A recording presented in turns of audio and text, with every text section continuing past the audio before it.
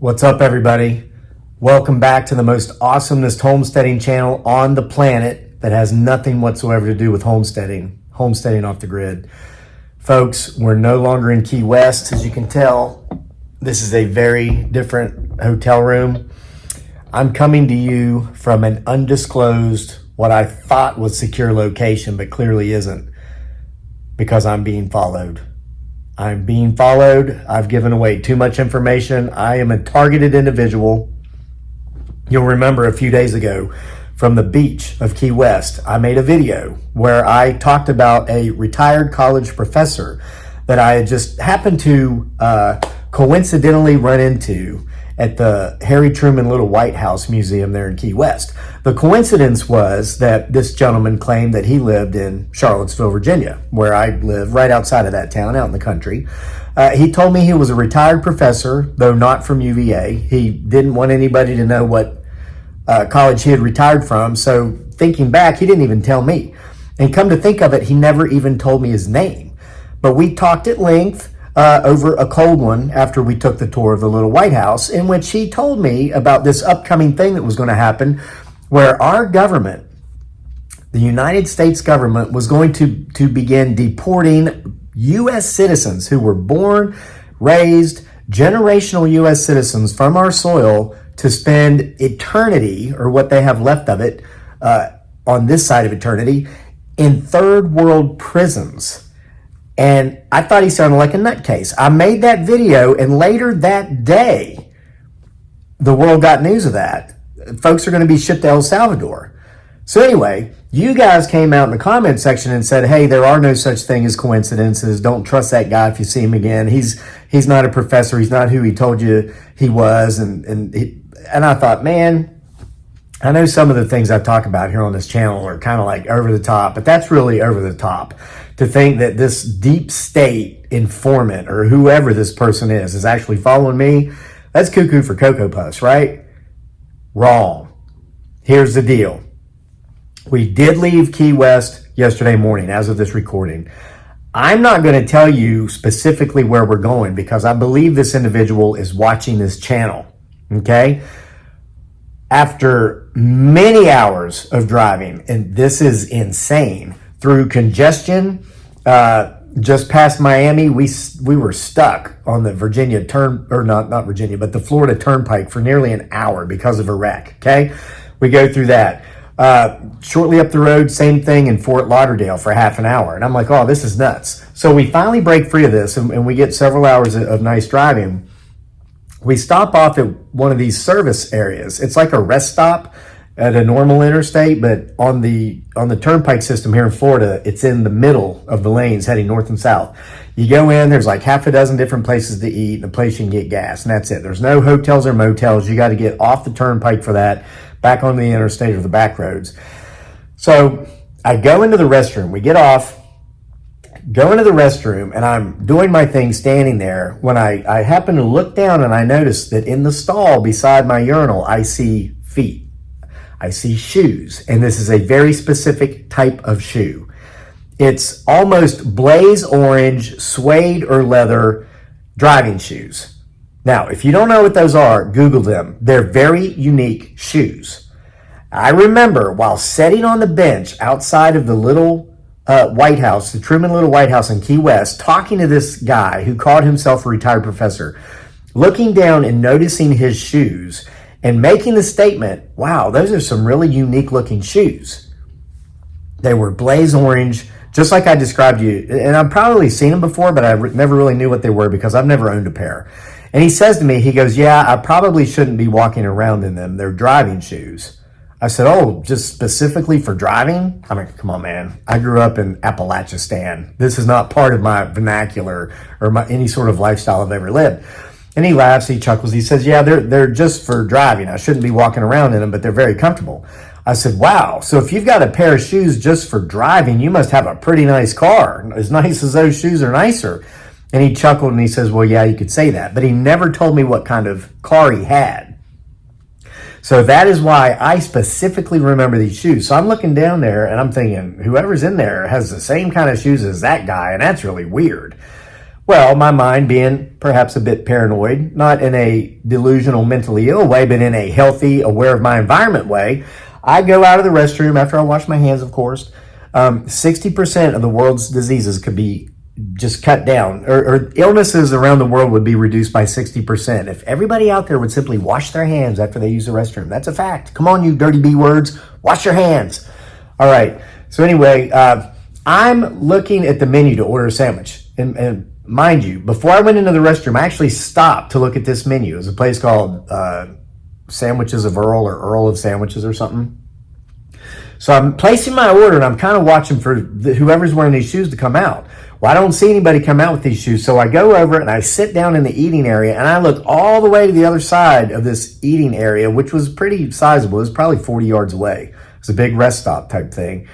That guy's sitting there. It wasn't just his shoes. It was him. It was the retired professor, who I'm going to refer to as Professor X because I never got his name. He's sitting there and I'm thinking, he's got to be following me. What are the chances we're at the same rest stop, leaving the same time to go back supposedly to the same place, right? So in my mind, I think, well, just watch him. If he gets his food before you, that means he came in here before you, he ordered, he went to the restroom. Calm down, crazy lake. You're not being followed. So I watched. Well, my food came up, so I got my food. So then I thought, if he gets his food after me, he is following me because he ordered after me.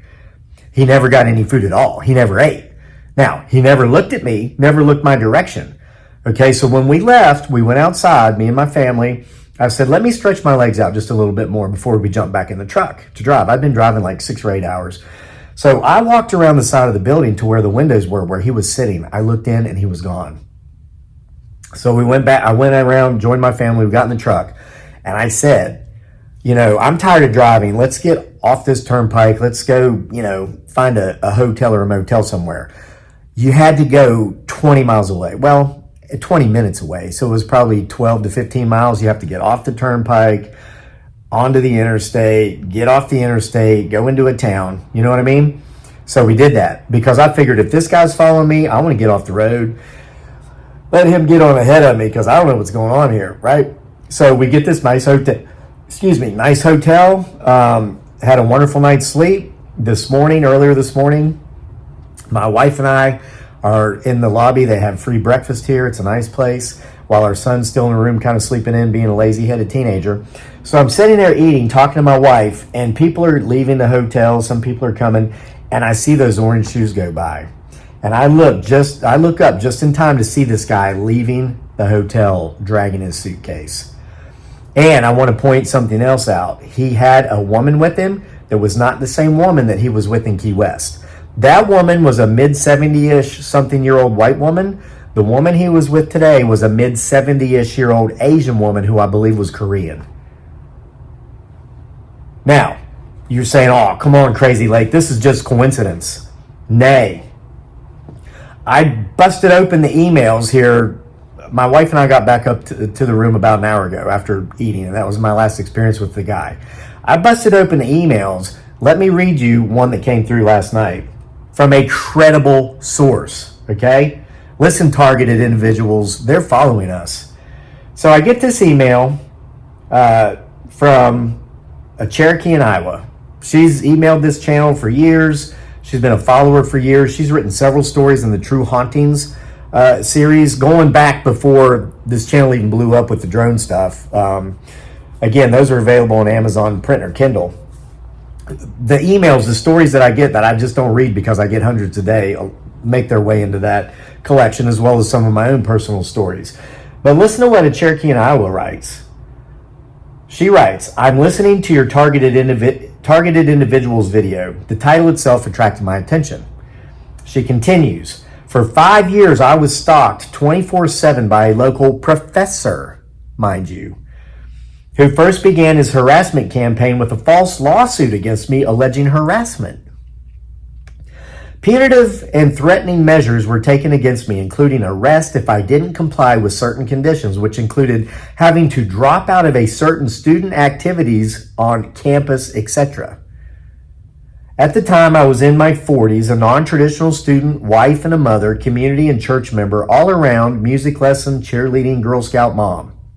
My husband was a highly respected community member too. So she's not riffraff. This is a productive, contributing member of society with a family, an accomplished woman. FYI, we know from other contacts she's had with us, she's worked in the medical profession for many years, okay?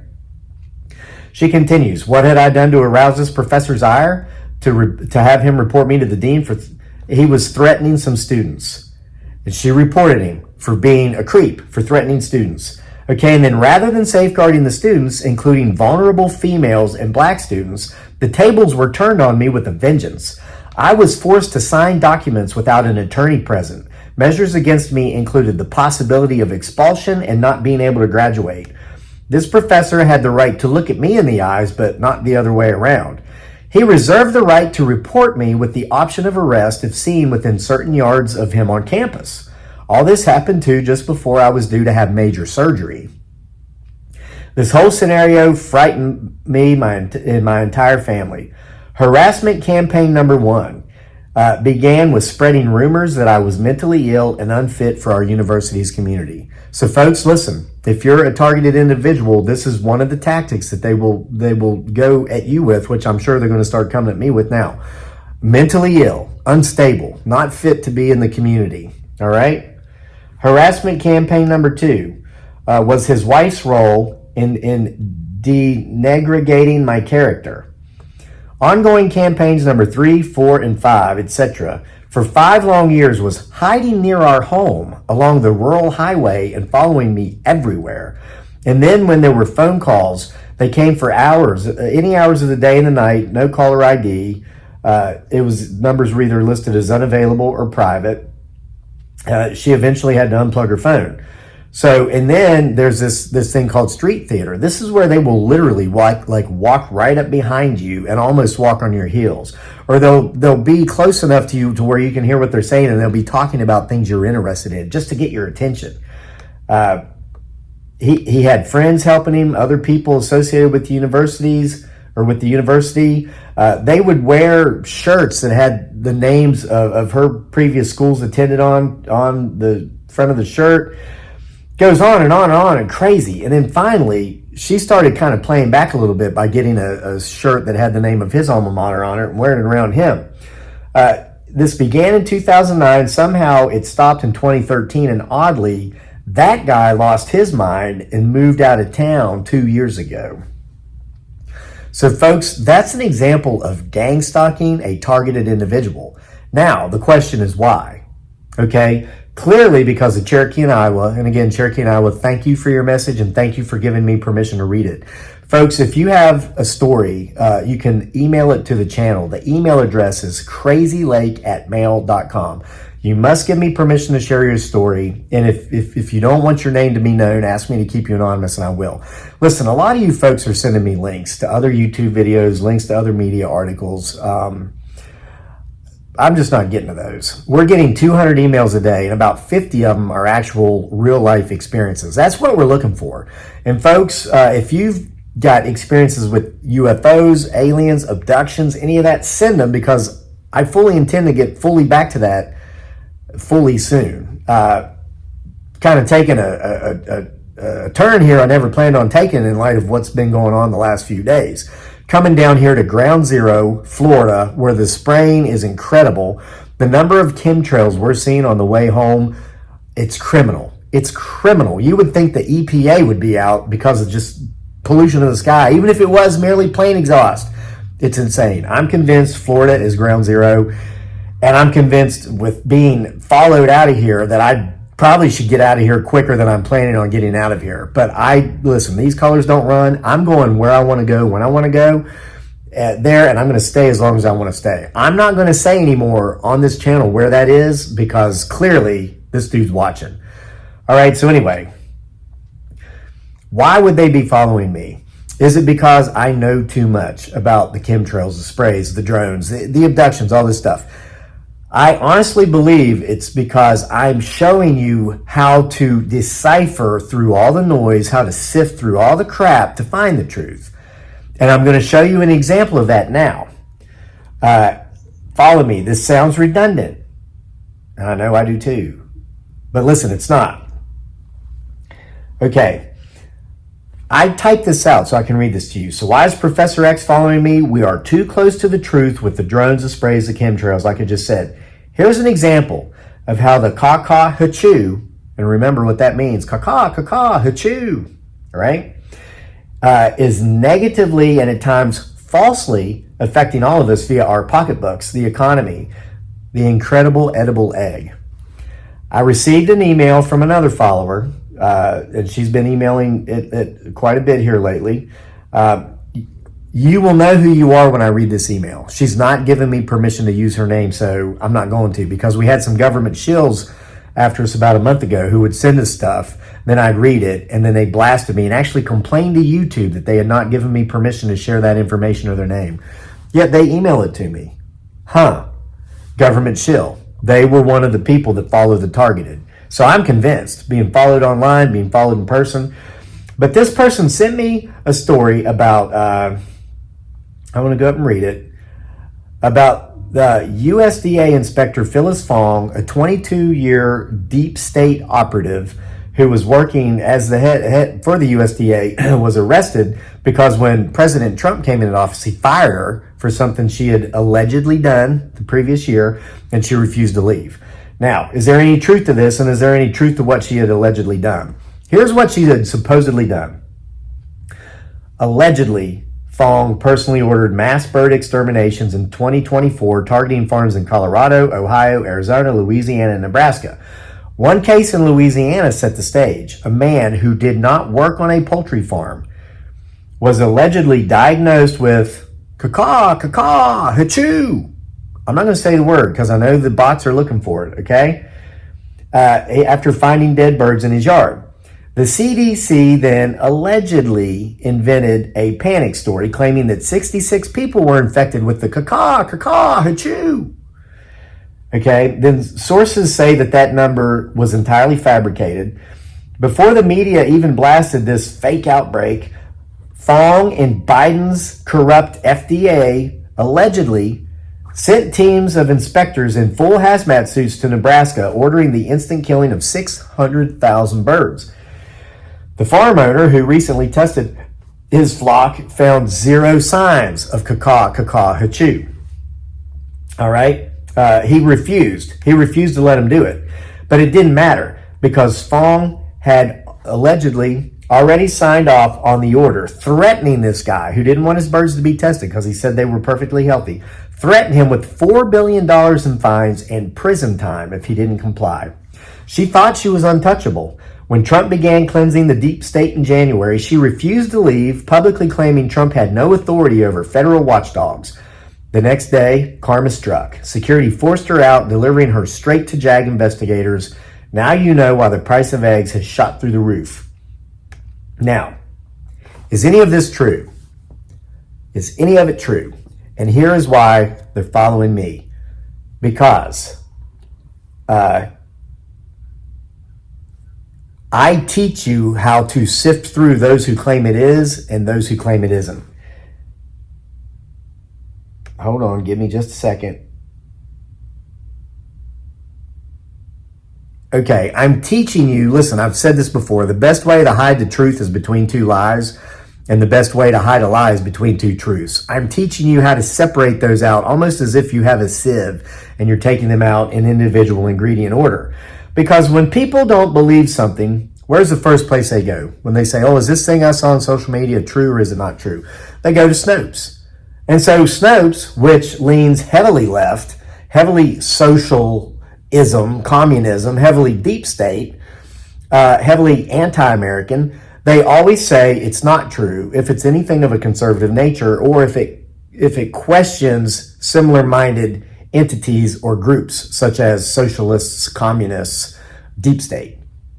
So if we were to ask Snopes, is this true about this fake caca, hachoo, and the egg prices being driven up with false pandemics and all this? Snopes, of course, I knew before going there, would claim, no, this is not true. And this is why it's not true, they would say.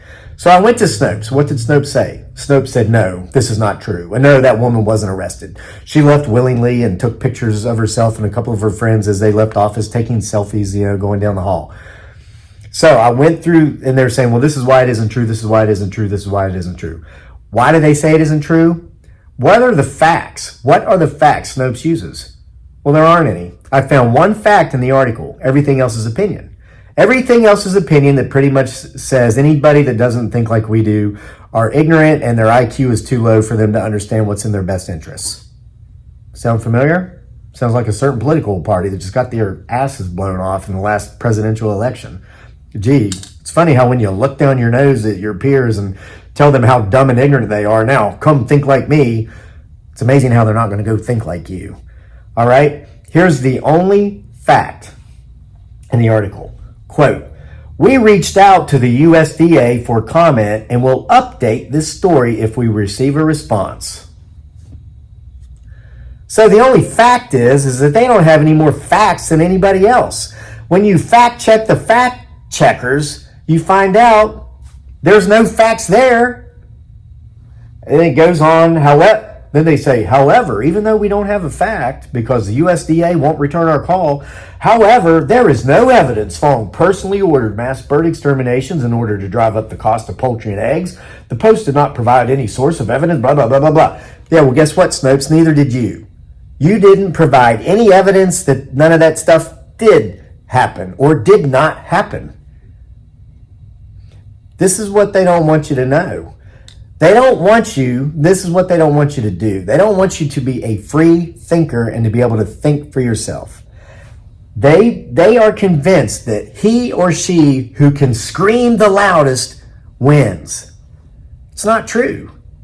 He or she who can present the most facts wins. So, is the story true? Is it not true? Neither side presented.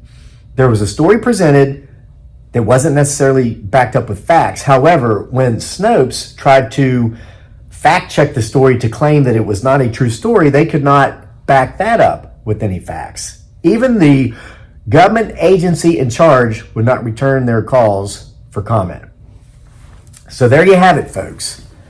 I want to thank you for your time, and I want to give a shout out to Mark, whose comment I spoke of yesterday in the video I made. It seems that Mark was getting blasted in the comment section because he just talked about his frustrations with people who milk the system, take advantage, who are perfectly capable of going out there and earning their own way through the world, but who don't, and how he wouldn't mind if they got deported to third world prisons, etc.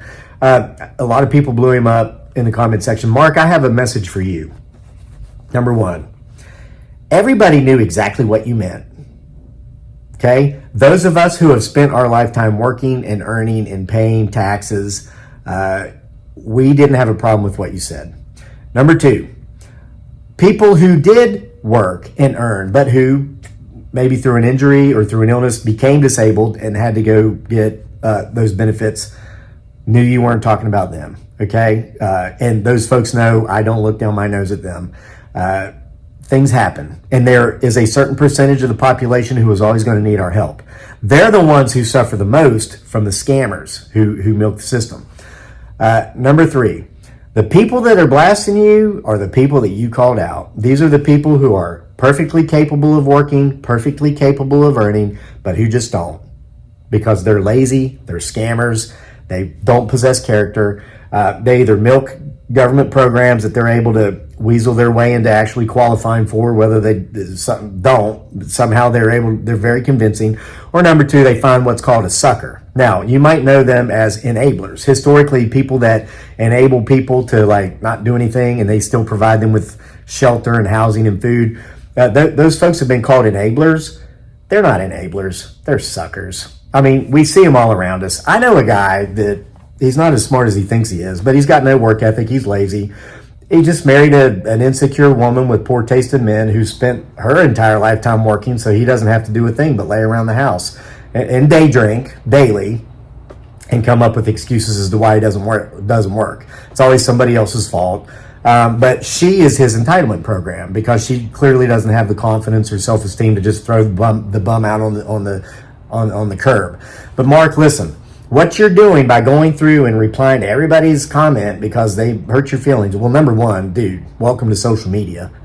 That's why 95% of people who ever attempt to do what I do, create content on social media, don't make it. Because, listen, Mark, You can only control what you say. You cannot control how people take what you say. Once you've said what you've said, you've passed the ball, let them keep it. Don't jade. J is an acronym. It's JADE, stands for justify, argue, defend, explain. Don't do it. You don't owe anybody, none of us owe anybody an explanation. When you say what you mean and you mean what you say, enough said. Someone else has a problem with it, that's their problem, not yours. Let them keep it. Hope y'all got something out of this today.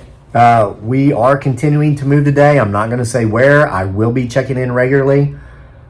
See you for more then.